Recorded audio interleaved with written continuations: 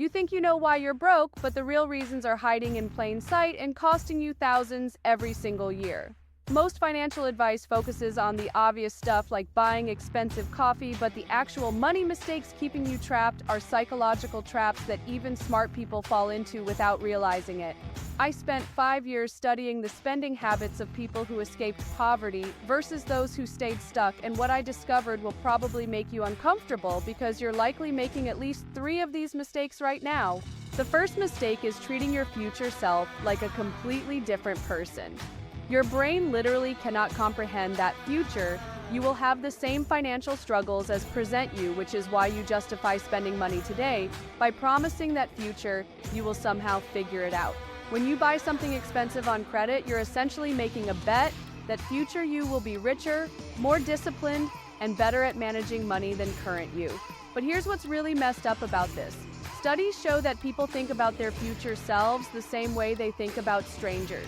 Brain scans reveal that when you imagine yourself in 10 years, the same neural pathways light up as when you think about celebrities or people you've never met. This explains why you can intellectually know that retirement savings matters, but emotionally, it feels like you're giving money to some random person you'll never meet. A guy in Seattle documented this perfectly when he filmed himself buying a $400 gaming chair while his savings account had $63. He literally said on camera that future him would probably get a raise and handle the credit card payment. Future him did not get a raise. Future him got laid off 3 months later and spent 2 years paying off that chair at 24% interest. The total cost ended up being over $800 for furniture he used maybe 50 times. The second mistake is using retail therapy to solve emotional problems that have nothing to do with money. Your brain releases dopamine when you buy things, which temporarily makes you feel better, but you're literally training yourself to associate spending with emotional relief. This creates a cycle where every time you feel stressed, bored, lonely, or frustrated, your first instinct is to buy something. What makes this particularly dangerous is that emotional spending rarely involves logical decision-making. You're not comparing prices, reading reviews, or considering whether you actually need the item. You're medicating feelings with purchases. A teacher in Phoenix tracked her emotional spending for 6 months and discovered she spent over $3,000 on things she bought specifically when feeling upset. The list included workout clothes she never wore, skincare products for problems she didn't have, and home organization systems for a house that was already organized. She realized she was essentially paying thousands of dollars per year for temporary mood boosts that lasted maybe 30 minutes each. The math showed she was spending more on emotional retail therapy than she was contributing to her retirement account.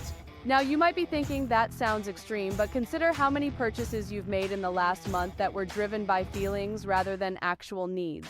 That subscription you signed up for when you were bored. The food delivery when you were stressed. The clothes you bought because you felt ugly that day.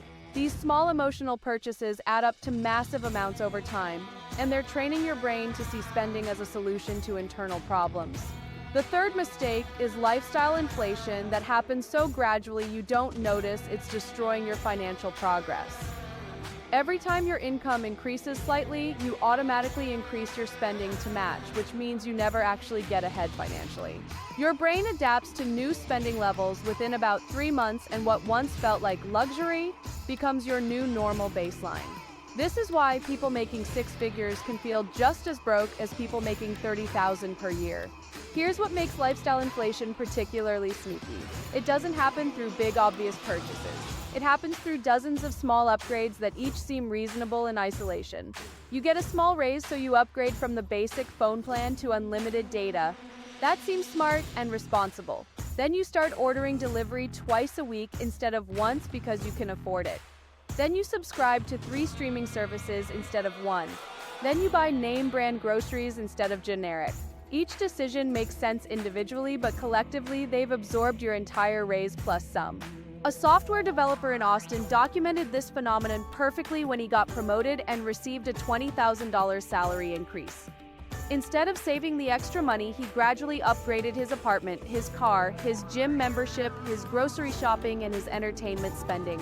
After 1 year, he was actually saving less money than before the promotion, despite earning significantly more. His lifestyle had expanded to consume not just the raise, but an additional $200 per month beyond that.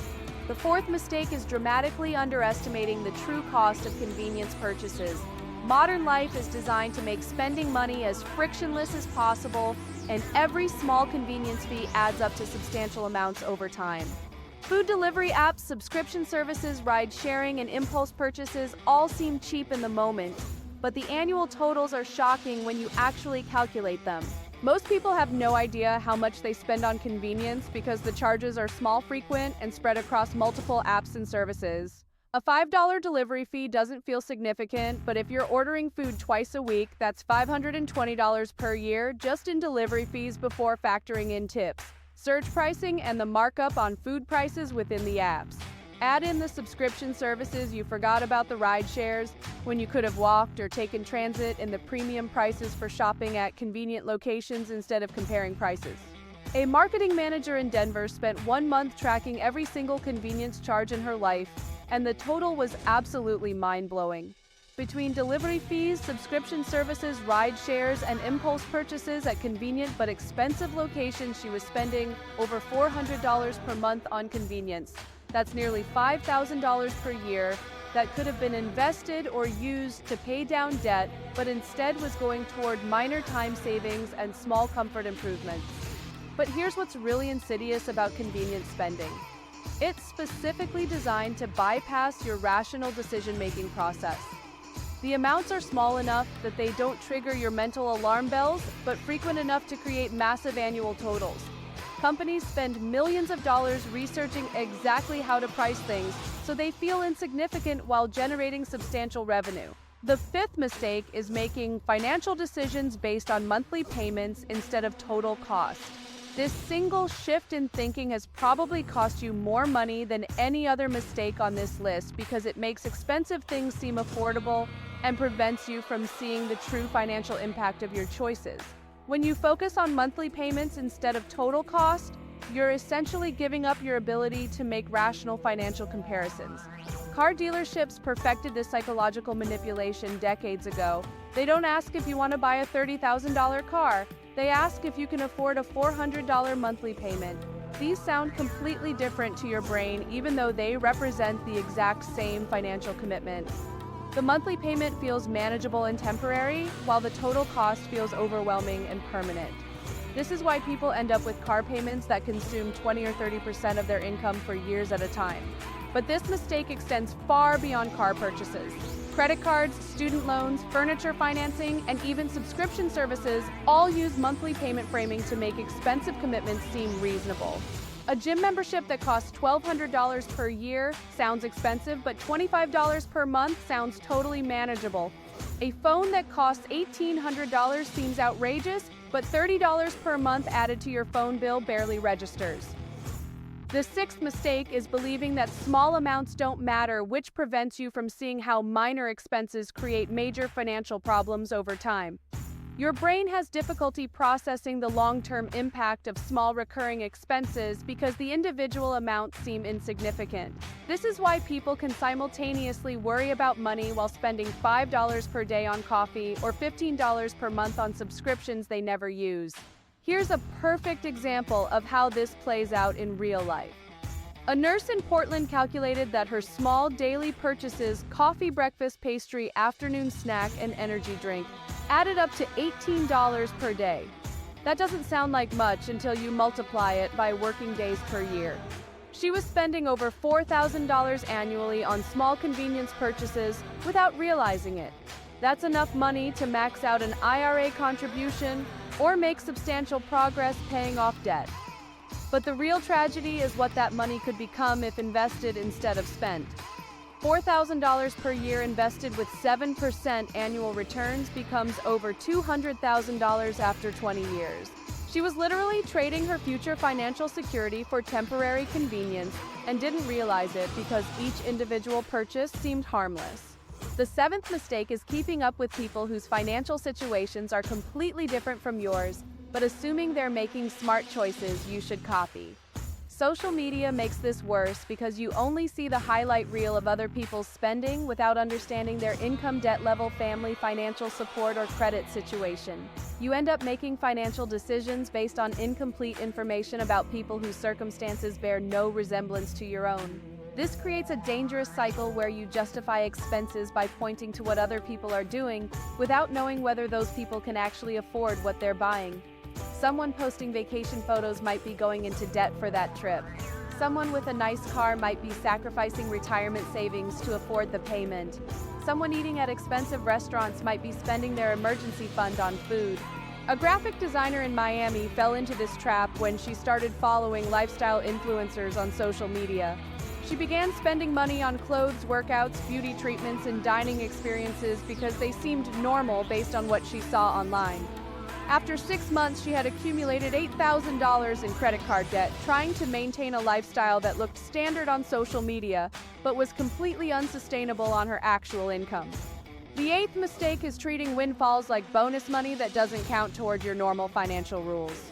Tax refunds work, bonuses, gifts, and even lottery winnings get spent immediately instead of being used to improve your long-term financial situation. Your brain categorizes this money differently than your regular income, which makes you feel like spending it frivolously won't impact your real financial progress. This is psychologically fascinating because the money is exactly the same whether it comes from your paycheck or from a tax refund, but you treat it completely differently. Money from your paycheck feels precious and needs to be allocated carefully. Money from windfalls feels like free money that you can spend guilt-free on things you normally wouldn't buy. But here's what makes this mistake particularly costly. Windfalls represent your best opportunities to make significant financial progress because they're amounts you weren't planning to have. A $2,000 tax refund could eliminate credit card debt, make a substantial emergency fund contribution, or jumpstart retirement savings. Instead, most people spend windfalls on purchases they'll forget about within months, while missing the chance to permanently improve their financial situation.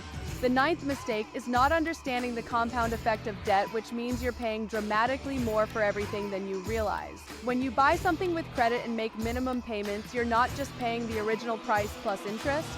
You're paying interest on the interest, which creates an exponential growth effect that can make purchases cost double or triple their original price over time. Credit card companies design minimum payments specifically to maximize the amount of interest you pay over time. A $5,000 credit card balance with 18% interest takes over 30 years to pay off if you only make minimum payments and costs over $13,000 in total. You end up paying more in interest than the original purchase's cost, but this happens so gradually over so many years that most people never calculate the true cost. But this goes beyond just credit cards. Car loans, student loans, and even rent-to-own furniture all have compound effects that make purchases cost substantially more than their advertised prices.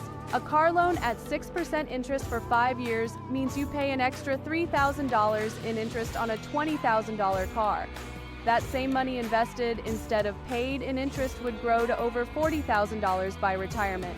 The 10th mistake is not having systems that automatically make good financial decisions for you, which means you're relying on willpower and motivation to manage money successfully. This fails because financial decisions happen dozens of times per day, and willpower is a limited resource that gets depleted throughout the day. By evening, when you're tired and stressed, you have almost no mental energy left to make good financial choices. The solution is creating systems that make good financial decisions automatic so you don't have to think about them or resist temptation in the moment. Automatic transfers to savings accounts, automatic bill payments, and automatic investment contributions remove the decision-making burden and eliminate the possibility of talking yourself out of good financial behaviors. But most people try to manage money through discipline and conscious decision-making, which is exhausting and ultimately fails when life gets stressful. A teacher in Oregon set up automatic systems that transferred money to savings, invested in retirement accounts, and paid bills before she could spend the money on other things. This single change improved her financial situation more than years of trying to budget and exercise willpower around spending decisions. Here's what I want you to do right now. Pick one of these mistakes that hit closest to home and commit to addressing it this week. Don't try to fix everything at once because that leads to overwhelm and paralysis. Choose the mistake that's costing you the most money or causing the most stress and take one concrete action to address it. If you recognized yourself in multiple mistakes, you're not alone and you're not broken. These are psychological traps that almost everyone falls into because our brains weren't designed to handle modern financial complexity. The people who build wealth aren't necessarily smarter or more disciplined. They just recognize these patterns and create systems to work around them. Which of these mistakes surprised you the most, and which one are you going to tackle first? Let me know in the comments, because I read every single one and your experiences help other people realize they're not alone in these struggles. If this video helped you see your money situation differently, make sure to subscribe, because I share psychological insights about money that most financial advice completely ignores, and understanding how your brain works with money is the key to actually building wealth instead of just learning budgeting tips that don't stick.